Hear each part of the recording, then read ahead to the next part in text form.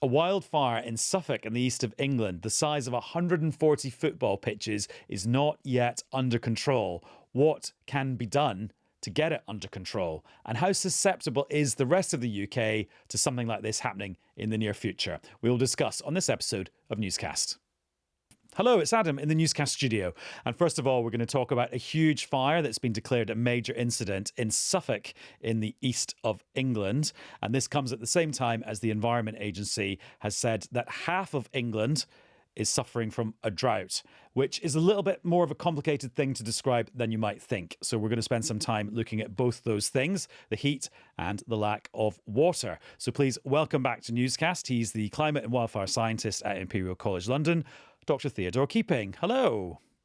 Hello, thank you. Long time no see. There's been a lot of wildfires this week. There's been a quiet week for wildfires. Yes, and also joining us for the first time, Dr. Anna Murgatroyd, who is a lecturer in hydrology at Newcastle University. Hello, Dr. Anna.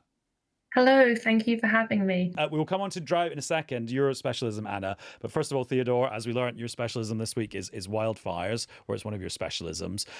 There's the situation that we were talking about on Monday in France and Spain, so around Bordeaux and around Madrid, does seem to have got maybe a bit less bad since we last spoke. Yeah, for sure. So those fires have died down. It's quite hard to know exactly what's going on, and you can never rule out a flare-up because they're still burning a bit. But I've been monitoring the satellites and looking for smoke plumes, and it's looking a lot calmer, which is great. That said, it's been a huge set of wildfires. I think the one in France was pretty close to 40,000 hectares, which is massive, multiple times the size of an average city. So yeah.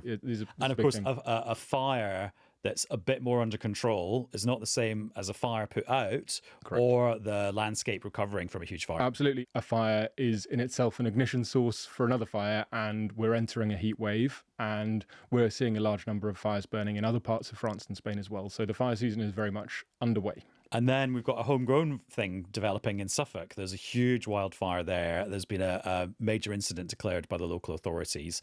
I think the latest stat is the area that's on fire is the size of 140 football pitches. Yeah, that's pretty crazy. So just provide a bit of context for that sort of scale of a fire. So that fire, let's compare it to two things. Let's compare it to a bonfire, and you think about the heat that is kicked off, a Guy Fawkes night bonfire. This is a different beast. It takes, round the clock effort to keep that controlled and keep that from coming into urban areas. But the good thing is it is a suppressible fire. It is a manageable size. Why is that? Because it's a human scale. Right. I mean, obviously that's big, but you can drive around the perimeter. You can do what we call cut line, which is basically when you clear back the vegetation to create a fire break. And the good thing is that this fire is on heathland, which whilst it's drier, it can get drier more rapidly, and it spreads faster. The fire burns at a lower intensity, which means it can't leap over, a road or something in the same way that a forest fire might. Because it's not trees. Exactly. Right. There's just less vegetation to burn. Yeah, exactly right. The sort of the twist on this, though, is that there is a very large and important nuclear power station there, Sizewell B, and they're also building Sizewell C nearby. It seems like the risk to that is quite low at the moment, but is that something that people should be worried about? Yes, this is a risk. So we saw, thinking of a very, very different context, we saw around Chernobyl during the Ukraine war, wildfires that were impinging upon there, and that can be a huge risk, right? If you disrupt nuclear activity, worst case scenario, there can be an incident. We're very, very, very well protected against that. That's not something we probably need to worry about. But what we do need to worry about is disruption to our critical infrastructure, and that is energy supply, which we know is of particular importance in a heat wave as energy costs go up. Oh, so we should be as worried about the pylons near Sizewell as we are about absolutely. We should be more worried about the pylons than the nuclear reactor, although obviously the worst case scenario doesn't involve the pylons. And is there any kind of comparison between what was happening in France and Spain on Monday and what's happening in Suffolk today on Thursday? So they are driven by very, very similar weather. The scale is completely different, but that's not to say that the UK is unlikely to see really, really devastating wildfires even this summer. So what happened in the Spanish and French fires is we saw a relatively relatively moist winter, followed by a rapid onset of really dry conditions in the summer, particularly at that kind of surface.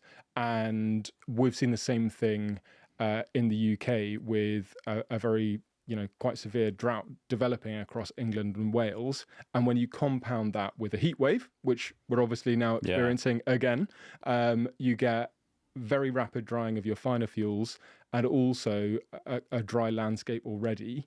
And you combine those things together and you get very high fire So risk. hot and dry, basically, Exactly. which actually is not that complicated. No, very simple. But once you lay it out like that. Yeah. Which brings us on to the drought then. Anna, do a definition for us before we talk about the scale of the drought in England and what it means. What actually is a drought and when we declare one? Well, you've almost asked an impossible question because we have lots of different types of drought. Probably the most common and most widely understood is a meteorological drought, which is where we have below average rainfall, usually over a series of months, which leads to deficits then cascading through our hydrological system, and it can cascade into our agriculture and our water systems as well. But on top of that, we can have soil moisture droughts, which we're also experiencing at the moment due to incredibly high temperatures, groundwater droughts, which are even harder to monitor because we can't see our groundwater. And then we can also get water resources droughts. So when our water resources and our water supply systems, our storages are running below average for that certain time of year. Well, let's try and make it a bit easier for you then. If it's the Environment Agency today saying that half of England, including Suffolk, is in drought, what definition is the agency using? So the agency will bring together different streams of evidence, but they particularly are using their existing monitoring networks that look at river flows and soil moisture and rainfall.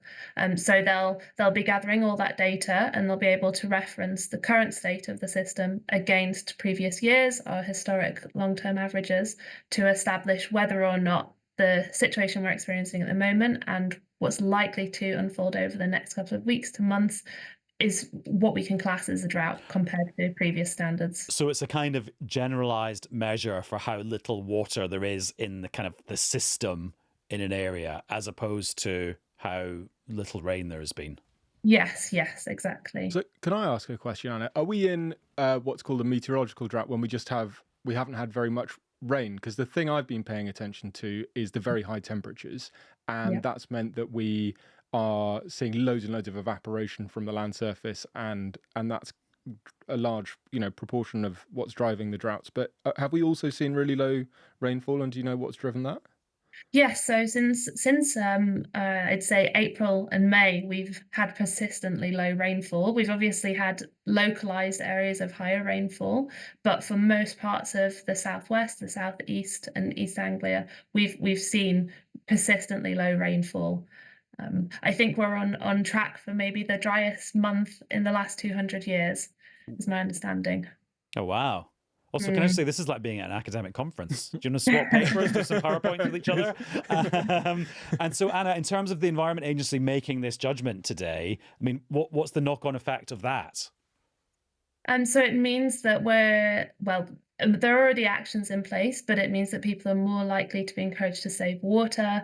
There'll be actions taken within the agricultural circles to perhaps harvest crops earlier than is usual. It also means that things like abstraction licenses, so if water is taken from our rivers by water companies or other water users, they typically have to follow abstraction licenses. So they can take in a certain amount out a day, a month or a year. So you can limit those, yeah. Yeah. So these will be limited. The idea being that what is crucial, and perhaps what the Environment Agency, the heart of it is, they want to protect our environment. And that means making sure that our rivers still have water running through them, even during really dry periods, and that our riverine environments are protected. And Anna, we sometimes think about droughts as, oh, well, what's the knock-on effect for our drinking water? Will our taps run dry? And then you think, well, no, because the times that our taps run dry is because there's been a problem with the water supply, and it's more of like an engineering problem rather than a water problem. But is there ever a risk in Britain that a town or a village could just not have any drinking water?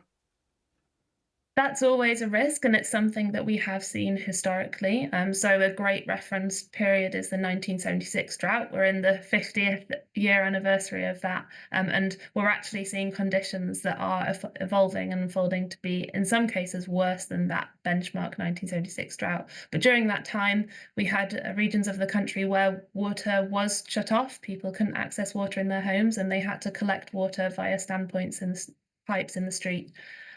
We haven't got there yet, but it is a measure that's built into water company water resource management plans if our water storage and the situation does rapidly deteriorate.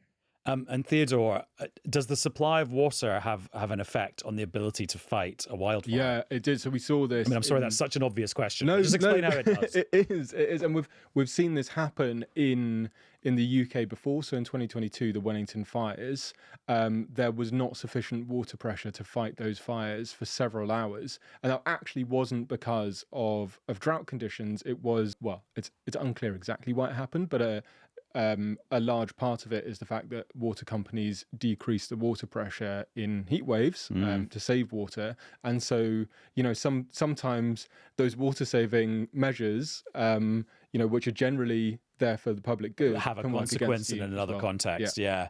And Anna, just on the issue of reservoirs, I mean, I always remember as a child being driven around on long drives on family summer holidays, and you'd go past a reservoir and it would look really, really empty. And that can look very dramatic and feel a bit concerning. What's actually going on with reservoirs? And when they look empty, are they empty? Does it get to a point where it's too empty? Or actually, is that just a part of the life of a reservoir?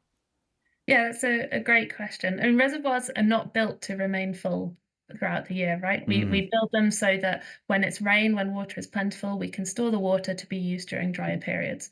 So it's normal to see those reservoirs being drawn down in the summer months. What is different about this year is, and it comes back to that compound event problem, we've had persistently low rainfall, so our reservoir stocks are already not as full as they maybe should be. But we've also had extreme heat. We're going into our fourth heat wave of the year, and our water demand as a consequence is significantly higher than we would expect it to be for this time of year.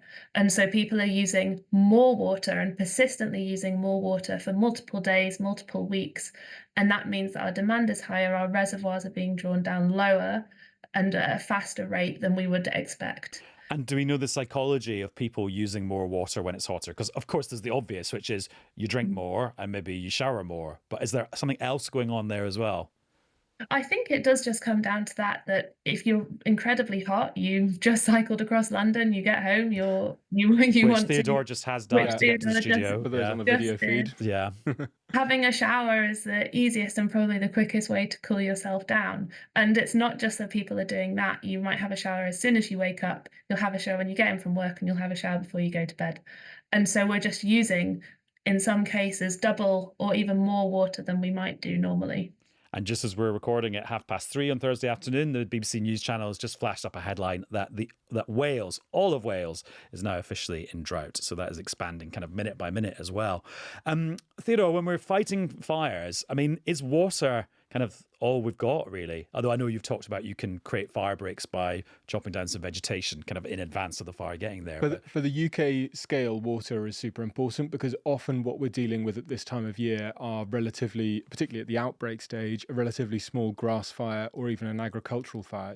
We've been talking about drought. Another big part of that story is the harvest, which is hopefully ongoing. And in these very hot and dry conditions, the likelihood of fires, there's lots of machinery involved in harvest, and those will often start agricultural fires. It's quite common. And the response there, in addition to, ploughing a line ahead of that fire as a farmer, is to call the fire brigade, and they would suppress it with water. And that's one of the key things that we need to suppress. Because I saw in France and Spain this week, they were using a sort of retardant. Yeah. What's that? Yeah, so that is basically a chemical compound that that suppresses the fire. Okay, so you damp it down, and it's not flammable. And what almost said inflammable, which famously means flammable. Yes. And it's not flammable, and therefore it slows down the fire. And what that enables the firefighters to do is to get into the fire and cut out some of that flaming vegetation. Often they'll literally beat it out while it's on fire. Yeah, right. Because it's at that lower intensity where you can actually put it out. Whereas before, the flame lengths might be 2 meters long, and no one's getting near that. Close. Yeah. And Anna, last question for you. My big fear, listening to what you've been saying in the last few minutes, is that, okay, it's drought announced in various places at the moment, and that's today, but the effects of the drought and the consequences and the knock-ons will be with us next month, in the autumn, maybe in winter, maybe next spring, maybe this time next year. We will be feeling this drought in various ways for a really long time. Yeah, absolutely. I mean, you often, when you think about drought, you just think about low precipitation or really hot temperatures, but actually it affects our socio-economic systems massively. So one thing that I imagine we will start to see is food prices increasing, and we're probably likely to see fewer food supplies or food products from Britain on our shelves. We might even start to see shortages, depending on what happens over the next couple of weeks to months. Okay, that's good to know. And Theodore, last question to you. When you were here on Monday, you were talking about the study that you were working on at that point that was getting published today. It is getting published today. What have you said? It's not out, so... Okay. But it might be by the time people listen to this. I think it will be, yeah. Google World Weather Attribution. So basically what we've done is we've looked at the fire in near Bordeaux and the fire in Spain. And what we found is that for the 7 days of maximum fire weather, so that's the hot, dry and windy conditions that drive these really intense fire events. The event in France was, in today's climate, about a 1 in 20 year event. And in Spain, it was about a 1 in 6 year event. So relatively common, something we'd expect to see pretty frequently. And in both of these cases, we found with very high confidence that the likelihood of these conditions occurring has increased due to human-caused climate change by over double in both cases. What's the way of thinking about that last part? So, for example, in the French case, it was at least a 1 in 40 year event, probably more, before human-caused climate change. So when the global temperature was 1.4 degrees cooler, and in the Spanish in the Victorian era.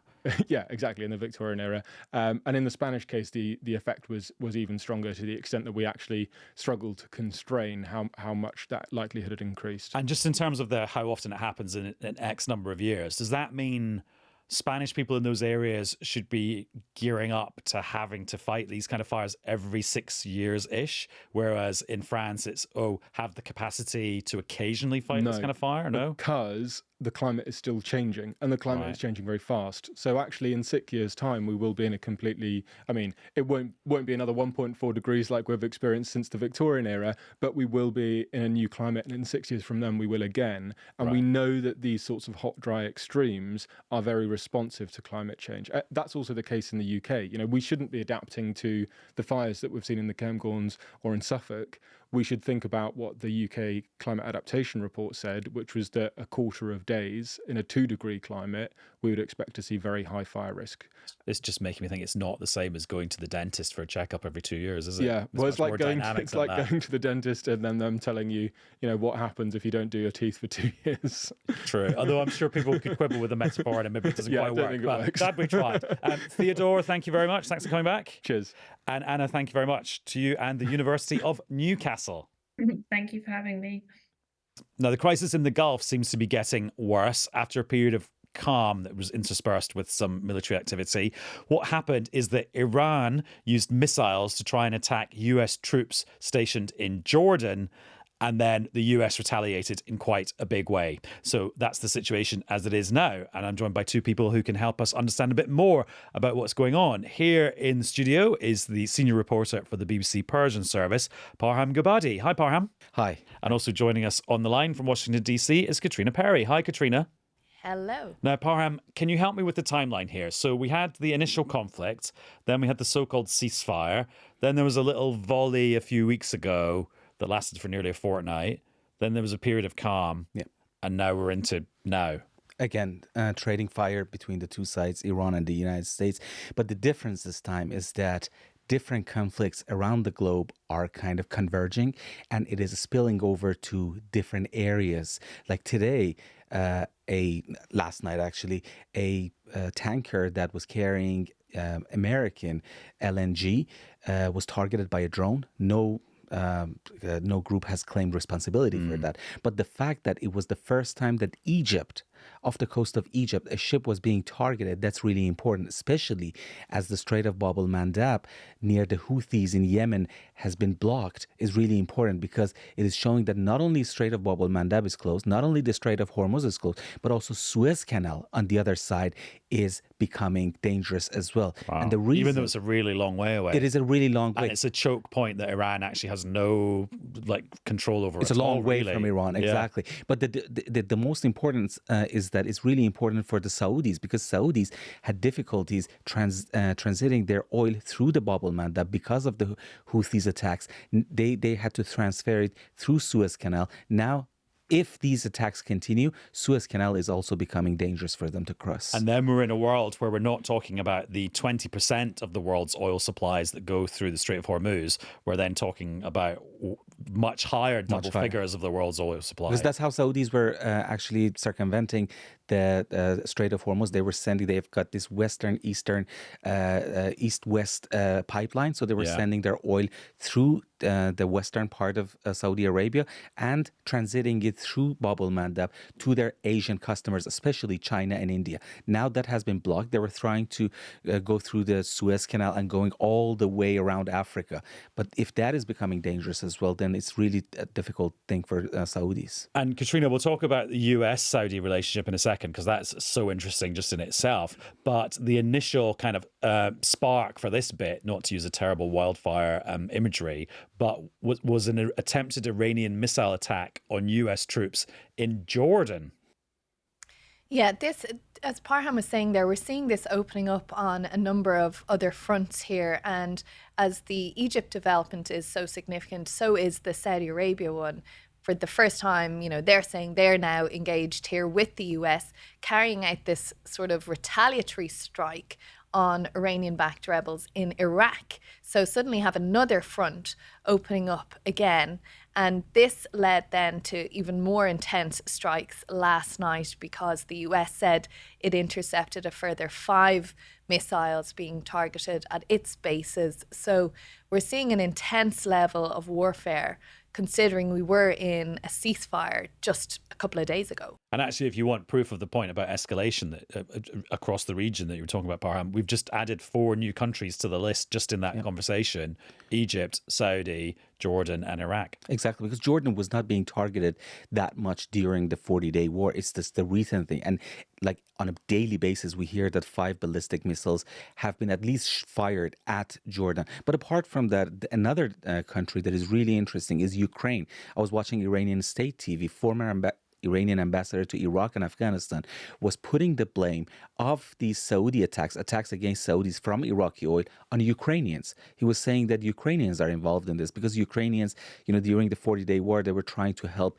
Gulf countries fight off the Iranian drones because they have the experience. They were fighting off Iranian drones in their war with Russia, because Russia was using Shahed drones that are Iranian-built drones. Yeah. So you see different countries are getting involved. And a few days ago, Ukrainians targeted an Iranian ship. They were saying that it was carrying military cargo, and they targeted that. Iranians saying it was a commercial ship, and 1 Iranian sailor was killed. Regardless, the fact that Russia and Ukraine are getting drawn into this Middle Eastern conflict is quite interesting, because like I said, there are different countries around the globe that are merging together, and that's a really dangerous thing to happen. And Caitríona, I mentioned the US-Saudi relationship. It seems that you've got, on one hand, the US and the Saudis doing a joint attack in Iraq that you mentioned, but also you have the Saudis publicly saying we need to de-escalate everything here. Yeah, I think it just speaks to the general state of confusion as to how this whole situation can move forward. We're seeing that coming from the administration, a frustration that anything they're trying really isn't making too much of a difference or getting to that off-ramp that we talk about so often, which, as experts would say, is the reason why American presidents haven't done this in the past, because of the exact risk of escalation that we're seeing now. One Republican said to me the other day, this Saudi-US relationship is so extraordinary to him because it's not that long ago that the US and Saudi were sworn enemies as well. This person was referencing back 9/11 and where some of the individuals involved in those attacks had actually originated from. Now they're acting together in these strikes on Iraq. We saw just a couple of weeks ago as well, didn't we, President Trump announcing this nuclear deal, commercial nuclear deal with Saudi Arabia. Then less than a day later, tacking on this sort of contingency that Saudi had to sign up to the Abraham Accords, normalize its relationship with Israel. And now they're carrying out these strikes, Saudi aligning itself with the US like this. So, to Parham's point again, it just shows how everything is so interlinked in this conflict. President Trump has eased sanctions on Russian oil because of all the difficulties we were talking about a moment ago. That's having an impact on the Russian effort in Ukraine as well. So it does feel like, you're covering these stories and suddenly they're all starting to align into an apex. And Parham, that ceasefire that we were talking about earlier on was designed to create some breathing space for negotiations between the US and the Iranians for a longer term solution to all of this. Do we have any idea what's happening there? So Pakistanis are saying that they're trying to bring both parties to the table.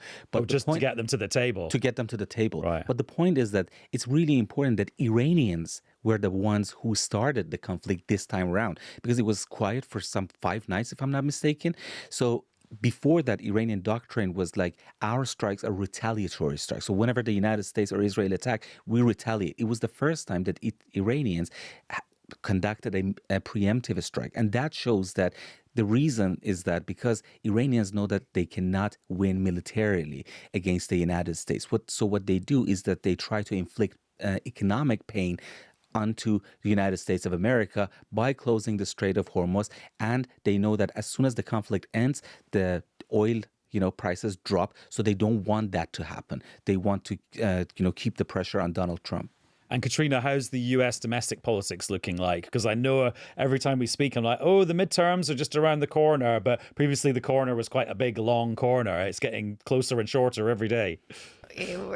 We can nearly see around the corner at this stage, can't we?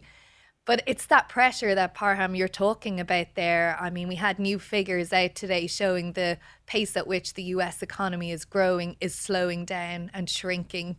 We've seen inflation. It did steady in the last month, but it had dramatically increased over the lifetime of this war since the end of February. Prices are still really high.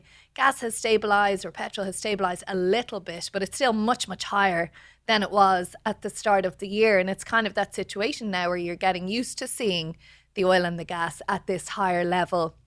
It's not the same kind of sticker shock that we had in, say, March, when suddenly the prices were rising, and they fluctuate day in, day out based on what is happening there, what the president is saying. Every time he says we're going to hit them much harder or we're going to ease back, we're going to let diplomacy have a chance, the markets are fluctuating ever so slightly. But the point is the same as we've been saying for months now. People will go to the polls and they will look at how much money they have in their pockets, how much it's costing them to fill up their car or their van or whatever. There's added price hikes as well on things that are related to supply chain or transportation. Fertilizer, of course, the other big thing that's slowed down because of the blockages in the Strait of Hormuz and elsewhere. So that's putting the prices of food and everything up, which already were up 25-30% in the last few years. So, speaking to Republicans about this, those who are running for office and their advisors, they've all come to the conclusion now that they will not be able to outrun the drag that this is having on voters' sort of love for them or preference for them. So they are genuinely worried at this point about what it's going to do for those election results. And as we discussed previously, a sticker so-called because it's to do with the stickers that the prices are on items in the shop. And Parham, what about Iranian public opinion? And I know it's a difficult thing to measure public opinion in any country because countries are diverse, but also we don't have much access to the Iranian people. Exactly. So the mood has changed a lot. So because at the beginning, when the war broke out, it was right after, a month or two after the slaughter of Iranian protesters. Like thousands of Iranian protesters were killed. So people were really angry with the regime, and they were happy that many people were happy that the Iranian supreme leader, who they thought was in charge of those killings, was killed. However, when they see that their economy is in dire strait right now. Like they are suffering tremendously because of the economic hardships. Iranian people are used to inflation, but the inflations that we are seeing right now is unprecedented. Apart from that, they see the buildings getting destroyed, their infrastructures is getting destroyed, their bridges are getting destroyed. The things that they used to be is really normal, for example, to buy some plastic bags. Now it's become really expensive because petrochemical companies were targeted during the war. So people are bearing the brunt of this war, both economically and also they feel like they're living in a limbo. They have no idea for how long this will continue. So that's why the mood has changed a lot. They want an end to many people I talk to. They want an end to this conflict and they want to live in a normal country with a normal economy. And just to end on a slightly philosophical note, Caitríona, are we now in one of those forever wars? And I know that definitions of what that phrase and how it's deployed might vary, but I mean, it seems like it's going on for a long time with no prospect of stopping.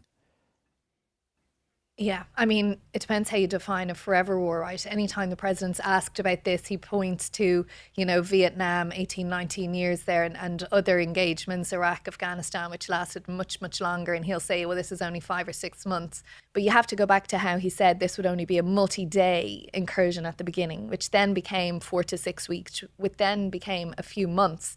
Now, whenever you speak to any of the advisors around the president, there is an acknowledgement that this is going to go into next year. There is no magic solution to this. There is no active diplomatic engagement going on that seems to be making any progress. Maybe it's all going on deeply secretly and none of us are aware of it, but that would seem highly unlikely in this age where everything is leaking all over the place and you have so many different interested parties, and just the pressure and the, I suppose, power that, as we were talking about at the start, that Iran has with the Strait of Hormuz, and how they're managing to do all that by using very cheap and quickly assembled drone technology, which the US is combating with very expensive ballistic missiles and so on, which is putting huge pressure on them in terms of munitions stockpiles. And there's some private reporting here in town, which we haven't from the BBC ourselves verified, but it comes to the New York Times and others, that the view in the American military is that, there is limited efficacy now from what's happening with this exchange of fire. That what is that achieving? It's just running down munition stockpiles. And that is all for this episode of Newscast. We're available every single day of the week as a podcast, which you can listen to on BBC Sounds. And we will be back with another episode of Newscast very soon. Bye-bye.